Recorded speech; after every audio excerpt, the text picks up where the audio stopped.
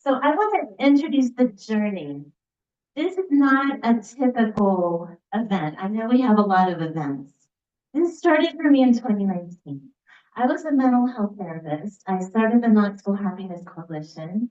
March 2019, we had professionals who would come every month and tell their story of happiness, what they had to go through in life and how they got where they were. We were going to have an event March 2020. Lots of tumult happened in my life, not just the pandemic. In December 2019, I was laid off. I was a program coordinator for an eating disorder clinic. I was doing utilization review and therapy. So I'm laid off. February 2020, I turned 50. I had never experienced ageism. I wasn't ready to not work and have a business. And I had no business sense, so I did a leadership and management certificate through Wharton. But still, I wasn't ready, you know? And so with the pandemic and everything throwing me for a loop and we didn't have the event, I just started building. I did what I needed to do. I started writing. And I've been teaching for UT since 2019, so I started creating classes. I couldn't do an online class with UT, so I went to a Learn Formula. They're an online platform. I have over 20 classes on there because I just kept creating content. What is happiness? I thought I knew what happiness was at that time. And I would have said, I'm happy when things are going well, and I'm unhappy when things don't go well. But stick around because it bounces back, and that's resilience. You bounce back. And then I started going through something really difficult, and it's called menopause. And nobody told me what to expect. Nobody. And I was in a women's group, and they were all mostly older, and I would bring it up. And deer in headlights, because generationally, they were not allowed to talk about it. So it was really hard on me emotionally because, and a psychologist, he told me, he said it's because you didn't know what to expect, that it's been so hard. But it got worse. And then 2025, the happiness talk went national. So I was speaking here and there. I spoke in World Happiness Movement since 2019.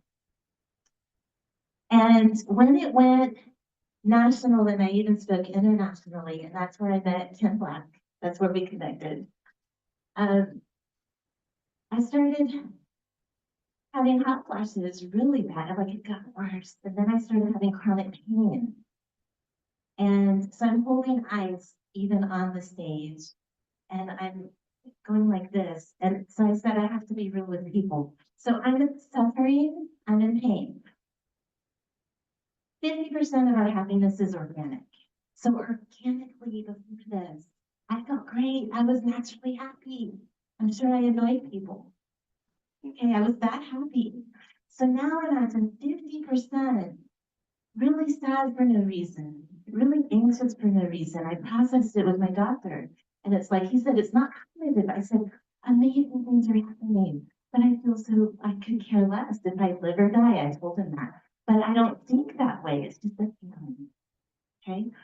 So then 10% of our happiness is what happens to us. So in 2025, I feel really anhedonic and amazing things are happening. Sherm brought my book. Sherm had me speak on happiness. Are you kidding? That's validating to me. And yet, when that's happening, I still feel really sad. It didn't offset. So the 10% is just 10%. Stuff that happens to us, good or bad, it doesn't offset us, and it's opposite of what I thought happiness is. Then we have 40%.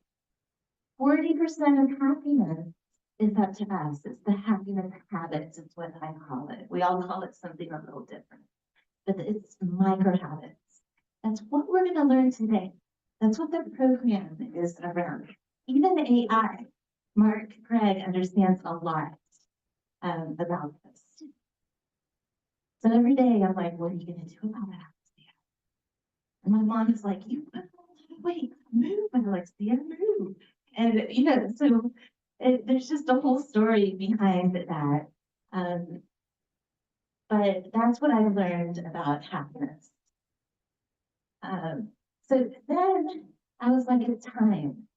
I just felt it to have my happiness event. I'm validated now, right? We wait for validation. And Ken left, and Dr. Leah, our speakers today, said, Alexia, don't do it online, we'll come to Knoxville. I said, you will? So that's what really pushed me to do it in person. I have no skills in doing this. I'm a solopreneur. Y'all are like, we can tell because it's so lovely. That was what, it's just honest. But it's my passion, so I'm going to do it. So then it was really validating that ADP that you all put your name on it. I mean, that for me is just such a deep honor. And it boosts my confidence even more now. So who knows what I might do?